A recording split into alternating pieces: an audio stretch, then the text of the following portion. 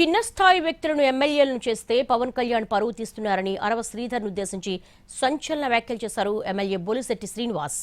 అతడి వ్యక్తిగత విషయాలు పార్టీ మీద రుద్దితే ఎలా అని మీడియా చిట్చాట్లో అన్నారు. వైసీపీ మీద పోరాటం చేసి జైలుకు వెళ్లి కేసులు ఎదుర్కొని ఎమ్మెల్యేలయ్యాం అని అన్నారు. కొంతమంది సడన్ గా పవర్ చూడటం వల్ల దారి తప్పుతున్నారని బొలిశెట్టి విమర్శించారు. అసెంబ్లీ సమావేశాలకు రావడానికి ముఖం చెల్లటం లేదేమో అని ఘాటుగా కామెంట్ చేశారు.